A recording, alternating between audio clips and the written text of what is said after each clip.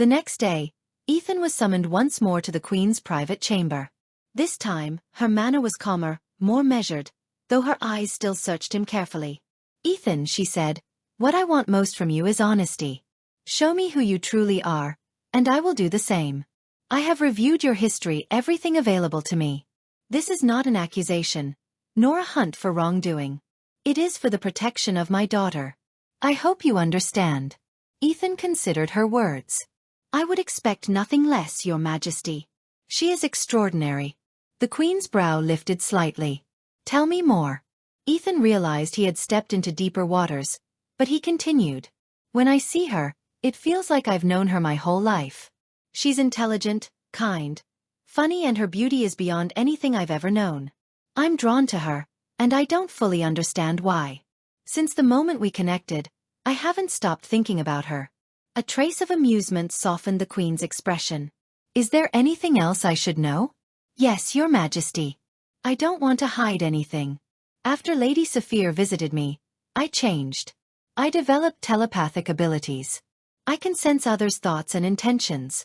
I can also anticipate events moments before they happen, but only slightly, beyond normal human instinct." He hesitated.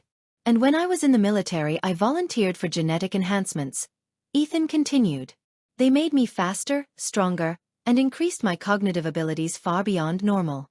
My lifespan has been extended. No one knows exactly how long I'll live, maybe hundreds of years, possibly more." The Queen stared at him in stunned silence. A thought formed quietly in her mind. If his life is extended, then my daughter would not lose him to time. She could have a true partner, one who could stand beside her for centuries. A faint smile touched her lips. "Ethan," she said gently, "you must tell her this. When you see her again, be honest. She deserves to know." She paused. "There is also a test being prepared by the priesthood. It will determine whether your connection to Lady Saphir is real." Ethan frowned. "Is it dangerous? Could it kill me?" "We do not know," the Queen admitted.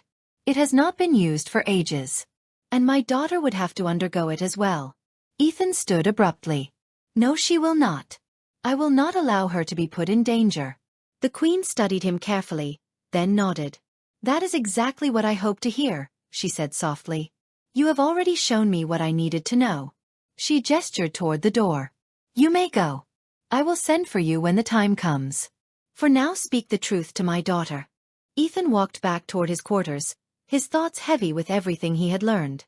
As he moved through the corridor, a message flashed on his communicator. It was from Princess Lyra. "Ethan, please come to dinner tomorrow. We have much to discuss. My mother has told me about the crystal artifact and that we may need to be tested. I also haven't shared much about myself, I've only asked about you. It's time you know me as well. Please come and wear something that shows you are not going to war. Something casual. Something that represents Earth customs." Ethan smiled. He sent a message back. "It would be my pleasure, Princess. I also have more truths to share with you. Please don't worry, I will be there." Ethan returned to his quarters. Ramirez was waiting, hands on her hips. "Where have you been? We're doing all the grunt work, and you're off getting all the glory." Ethan shrugged. "Well, I've got a dinner invitation from the princess." Ramirez's expression shifted from annoyance to concern. "A dinner invitation?" "She asked me to wear casual Earth clothes," he added. "Not my security uniform." Brent looked at Ethan and shook his head. "This is a disaster. I've never seen you in anything but military gear. What are we going to do?"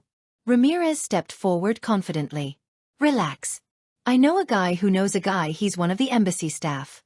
I'll get you something decent." "Don't worry." Brent sighed. "There's definitely paperwork for this." Ethan groaned. "Always the forms." The next day, palace guards arrived to escort Ethan. Ramirez had come through. Ethan was dressed in a simple suit reminiscent of 20th century Earth. The royal gardens were breathtaking. Bioluminescent plants glowed softly as Ethan walked past, lighting his path. Princess Lyra waited beside a table set for two. They paused, unsure whether to touch, and simply looked at one another. "I'm so glad you came," she said softly. "Please sit."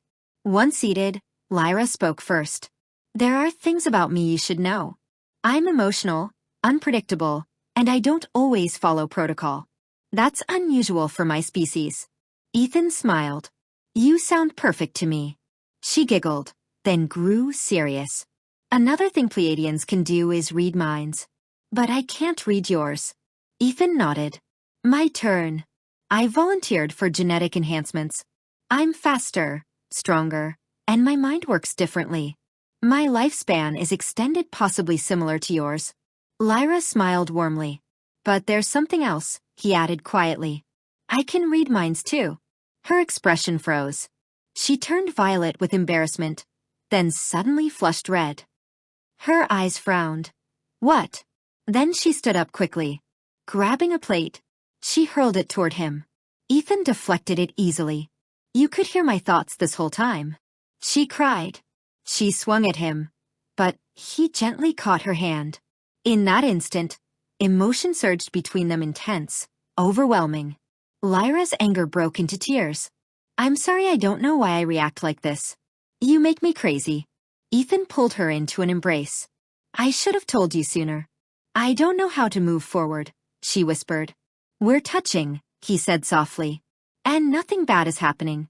She looked at him, then kissed him. The moment felt infinite. Then Lyra's knees weakened. Ethan caught her. Ethan picked her up, then carried her through the gardens. Guards. We need help now. They rushed her back to the palace at once.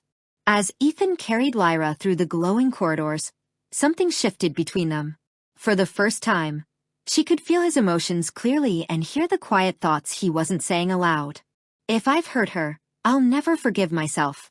The depth of his worry, his fear, and his love reached her fully. She nestled her head against his chest and held him tighter. When they reached the palace gates, the royal medical team rushed forward. No, Lyra said firmly. I don't need your help. I've had enough. But, Your Majesty. She glared at them, fury flashing in her eyes. Stand back. She looked at Ethan. Take me to my room. He carried her inside without hesitation and gently laid her on the bed. She still clung to him, reluctant to let go. The queen entered quietly, witnessing the bond between them with their emotions laid bare. At last, Lyra's grip loosened. She drifted into sleep. Queen Sarah turned to Ethan. Did you tell her the truth? All of it. Most of it, Ethan replied quietly. But she collapsed before we could talk longer. We touched again. The first time, she didn't lose consciousness, it was just overwhelming emotion. But the second time, her strength gave out. She didn't fully black out, but she couldn't stand. I carried her here. He did not mention the kiss. The queen studied him carefully, noting both his honesty and what he chose to keep private. You should return to your quarters, she said at last. The queen looked at Ethan with quiet resolve. I will watch over her tonight. Return tomorrow. The three of us must speak about the ceremony with the ancient artifact. Ethan was summoned to the queen's chamber. Princess Lyra was already there, and they took their seats. Queen Sarah spoke solemnly. This ceremony comes from an ancient prophecy, one that speaks of the bonding of two species, blessed by Lady Saphir. We do not know if you are the ones foretold, but the crystal artifact will reveal the truth.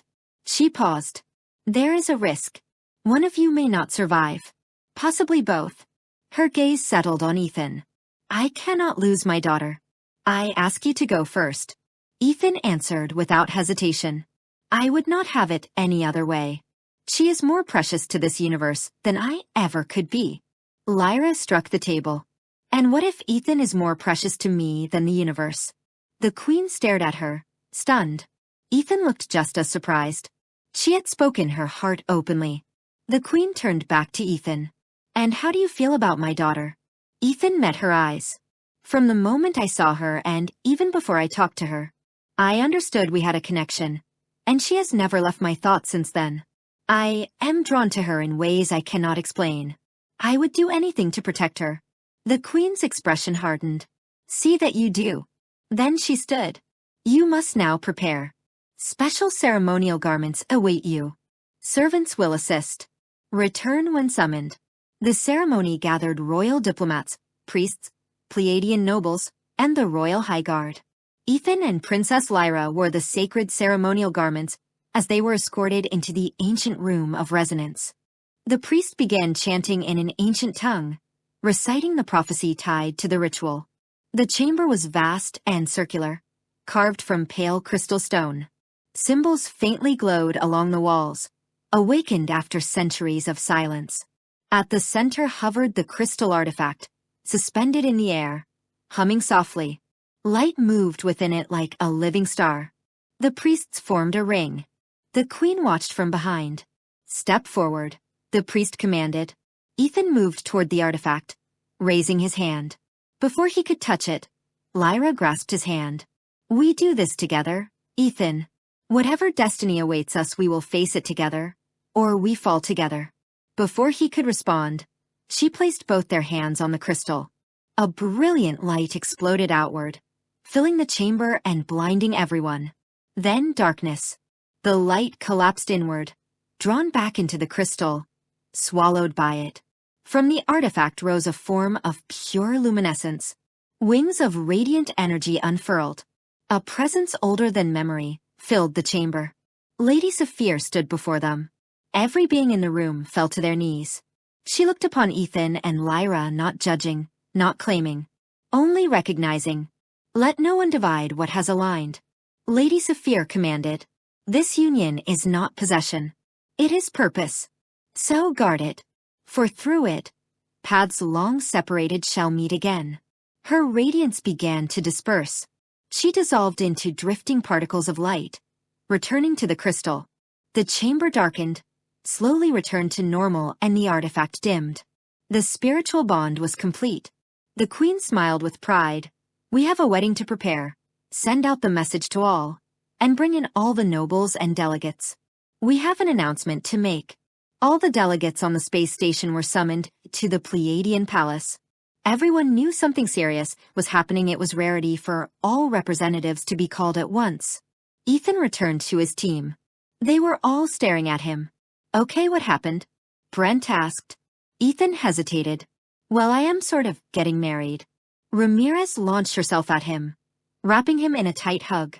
"It's about bloody time. You've been a loner your whole life. I can't believe this."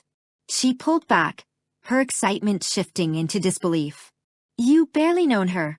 "Yeah, but it's something I can't explain," Ethan said, struggling for words. "It's a connection. Something deeper." He shook his head. "There's going to be an announcement.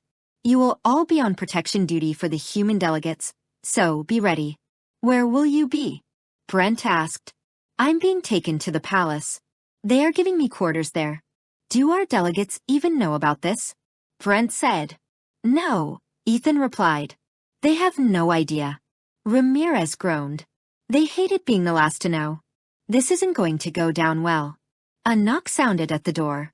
2 Pleiadian guards stood outside. "We have come to escort you to the palace. From this moment on, you are under royal protection at all times." Ethan sighed. "Okay, I am coming. But I need a minute." He gathered the only things he could not leave behind: photographs of his family. They escorted him to the palace and into his new quarters. The rooms were unlike anything he had ever known. There were silk curtains, flowing architecture, and walls alive with bioluminescent patterns that shifted color with emotion. Ethan stood there, stunned. This was the beginning of a new life. And he wondered if he was ready for it. Ethan settled into his new surroundings. He placed the photographs of his family beside his bed and wondered what they would think if they could see him now. He lay back for a moment, staring at the ceiling, trying to grasp what came next. A soft knock sounded at the door. "Can I come in?" It was Lyra. "Please." She stepped inside and closed the door, her smile fading into uncertainty.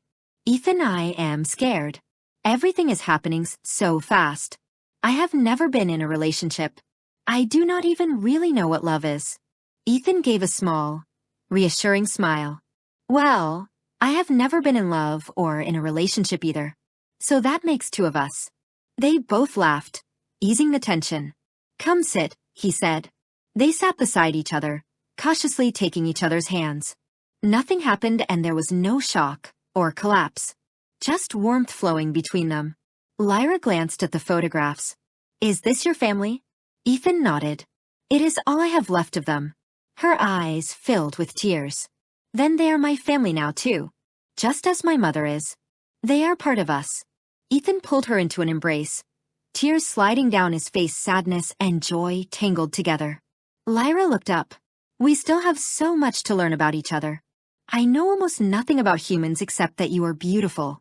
Ethan laughed softly. I did not know about that. But we redetermined. We survive. We adapt. And we never give up. He asked, how do Pleiadians show affection? Lyra thought for a moment. We connect minds. We merge thoughts. I do not know how that will work with us, though, but you have telepathy like me. And humans? She asked. We are more physical, Ethan said. We hold hands. We hug. We use gentle touch. And we kiss. Lyra's eyes lit up. Like the custom I tried in the gardens? I want to try that again. Ethan drew her closer and kissed her softly. Her expression melted into longing and wonder. When he pulled back, she looked dazed, giddy with emotion. If that is a kiss, then I want more. I have never felt anything like this. I love how humans show affection. A knock interrupted them. I am coming in, the queen announced. They quickly separated, both flushed. The queen studied them. What is going on? Human customs, Lyra said quickly. Affection customs. The queen narrowed her eyes. I hope there is no mating customs going on. Mating customs? Lyra asked. Ethan's face turned bright red. Maybe we should change the subject. The queen cleared her throat. Lyra, come. We need to prepare your ceremonial gowns. Ethan will be fitted separately. Before leaving, Lyra leaned in and kissed him again, catching both Ethan and the queen off guard. I want more of this, she whispered. I'll see you later. In the great palace hall, the station delegations had gathered. The queen stood upon the throne dais, Princess Lyra at her side, and Ethan beside her. Delegates of the station, the queen announced, her voice carrying across the chamber, I have a proclamation to make. My daughter, Lyra, will be bonded to Ethan Jones of the Earth delegation. A stunned silence fell over the hall. Shock, awe, confusion. Delegates exchanged uncertain looks, trying to understand. The queen continued. This bond goes far beyond physical union. It is deeper even than spiritual communion, and it carries the blessing of our highest deity, Lady Saphir. She appeared and declared that this union must not be obstructed. So it is spoken. So it shall be. She raised her hand. The wedding will take place 1 week from today.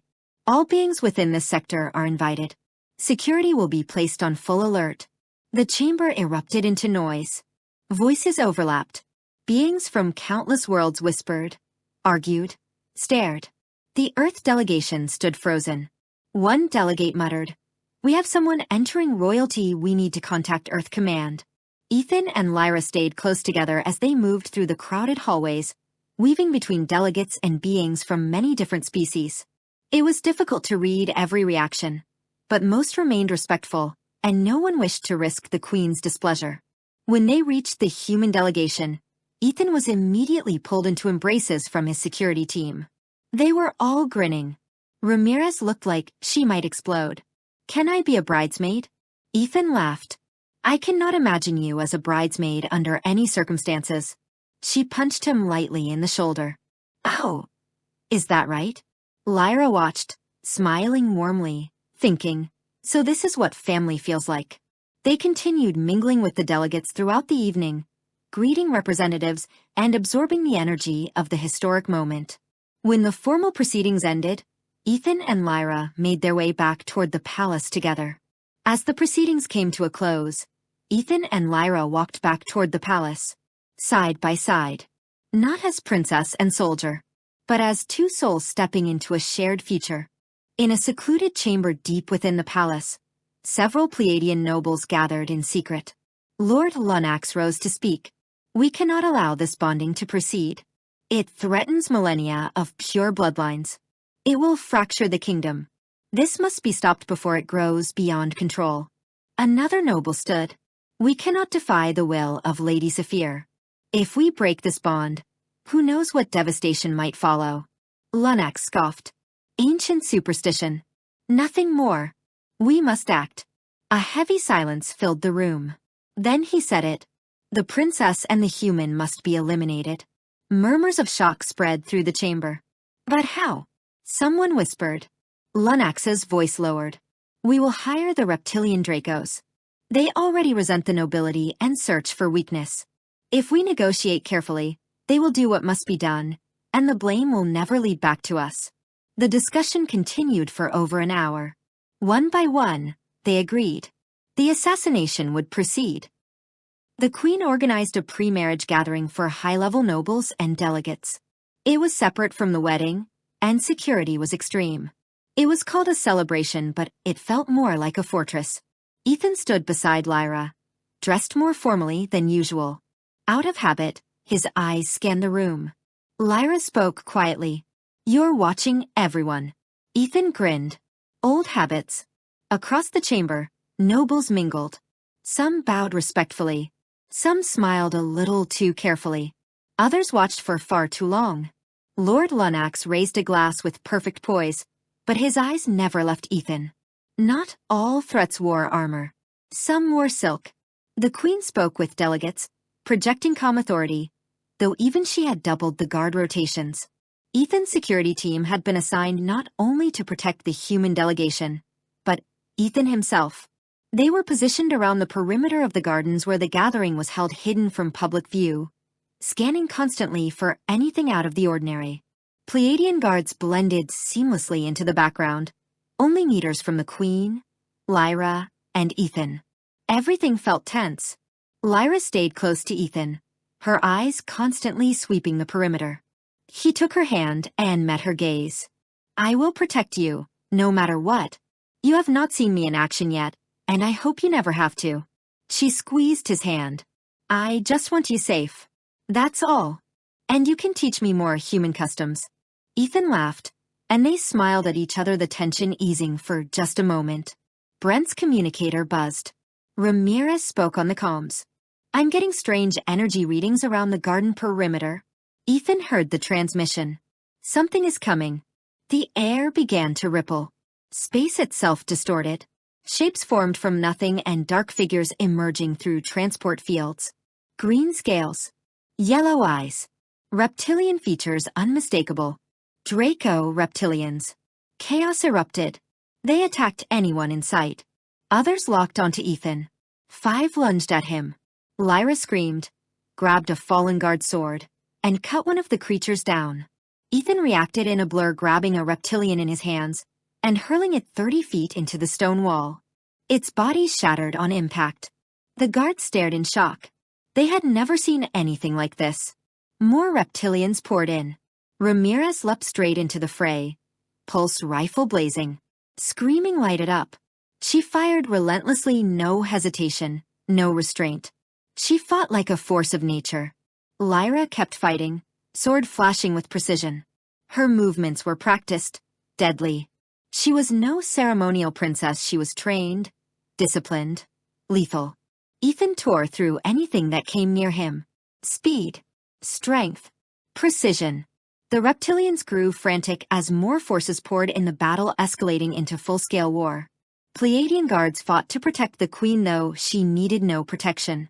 She stood in full combat stance, blade flashing, beheading anything that crossed her path. At last, the reptilian leader roared, "Retreat! Fall back!" One by one, they vanished, extracting through emergency transports. Silence fell. The queen's eyes swept the chamber. She noticed several nobles pressed against the walls, untouched, unmoving. She raised her voice. Arrest them. All of them. Lock them away. They stood there in exhausted, staring at the carnage. Ethan and the princess consoled each other. They had survived.